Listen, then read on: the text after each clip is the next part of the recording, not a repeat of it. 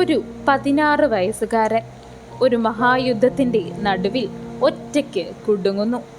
അവനെ നേരിടുവാൻ എത്തിയതോ 6 മഹാരഥന്മാർ. അത് യുദ്ധമോ അല്ലെങ്കിൽ കൂട്ടക്കൊലയോ? ഇന്നും മനുഷ്യർ ചോദിക്കുന്ന ചോദ്യമാണിത്. അഭിമന്യുവിൻ്റെ മരണം അത് ധർമ്മയുദ്ധത്തിലെ ഏറ്റവും വലിയ അനീതിയാണോ? അർജുന സുഭദ്ര ദമ്പതികളുടെ മകനായിരുന്നു അഭിമന്യു. അമ്മയുടെ ഗർഭത്തിലിരിക്കുമ്പോൾ തന്നെ യുദ്ധവിദ്യകൾ കേട്ട് വളർന്നവൻ, ചക്രവ്യൂഹത്തിൽ കയറുന്ന രഹസ്യം അറിഞ്ഞവൻ, അമ്മ ഉറങ്ങിപ്പോയതിനാൽ തന്നെ അതിൽ നിന്നും പുറത്തു വരുവാനുള്ള വിദ്യ എന്ന അറിവ് നഷ്ടപ്പെട്ടവൻ. ഇവിടെ തന്നെ അവന്റെ വിധി എഴുതപ്പെട്ടു. കൗരവരുടെ പടത്തലവനാകുന്ന ദ്രോണാചാര്യർ ദുര്യോധനനോടും കൂട്ടാളികളോടും ചേർന്ന് 13-ാം ദിവസം ഒരു തന്ത്രം ആസൂത്രണം ചെയ്തു.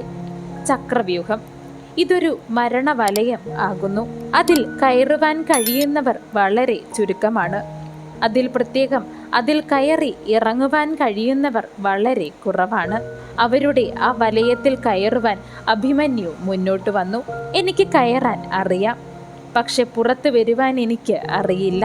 അവനത് മനസ്സിൽ വെച്ചിട്ട് പോലും അതിനെ അവഗണിച്ചുകൊണ്ട് അതിലേക്ക് പുറപ്പെട്ടു.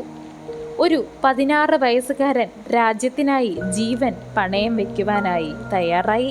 അഭിമന്യു ചക്രവ്യൂഹത്തിൽ കയറുന്നു. എല്ലാം തകർത്ത് മുന്നേറുന്നു അവൻ. കൗരവസേന ഭീതിയിലായി. അവിടെ നിന്ന് കഥ മാറുന്നു. നിയമങ്ങൾ പൊളിയുന്നു. കർണൻ, ദുര്യോധനൻ, ദുശാസനൻ, കൃതവർമാവ്, അശ്വത്ഥാമാവ്, ദ്രോണാചാര്യർ എന്നീ 6 മഹാരഥന്മാർ ഒരുമിച്ച് അവനെ ആക്രമിക്കുന്നു. ഒരാളിനെതിരെ 6 പേർ. ഇത് യുദ്ധ നിയമങ്ങൾക്ക് വിരുദ്ധമാണ്. അഭിമന്യുവിൻ്റെ രഥം തകർന്നു. ആയുധങ്ങളെല്ലാം നഷ്ടപ്പെട്ടു. അവൻ ഒരു ചക്രമെടുത്ത് പോരാടി. അവസാനം ആയുധമില്ലാതെ അവന് നിൽക്കേണ്ടതായി വന്നു. അങ്ങനെ അവനെ കൊന്നു. ഇത് ധർമ്മയുദ്ധമാണോ? യുദ്ധത്തിൻ്റെ നിയമങ്ങളിലൊന്ന് ഒരാൾക്കെതിരെ ഒരാൾ ആയുധമില്ലാതെ ആക്രമിക്കരുത് എന്നായിരുന്നു. പിൻവശത്ത് നിന്നുള്ള അക്രമവും അരുത് എന്നായിരുന്നു യുദ്ധത്തിൻ്റെ നിയമം.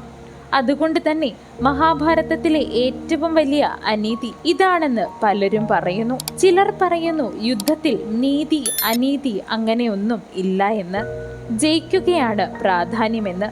അതിനാൽ തന്നെ കൗരവന്മാർ ചെയ്തത് തെറ്റല്ല എന്നും വാദിക്കുന്നു. അഭിമന്യുവിൻ്റെ മരണം ഒരു കഥ മാത്രമല്ല, ഇതൊരു ചോദ്യമാണ്. ധർമ്മം എന്നത് എന്താണ്? നീതി എന്നത് എന്താണ്? ജയം നേടാൻ തെറ്റായ മാർഗം ചെയ്യുന്നത് ശരിയാണോ? നിങ്ങളുടെ അഭിപ്രായം എന്താണ്? അഭിമന്യുവിൻ്റെ മരണം നീതിയോ അനീതിയോ?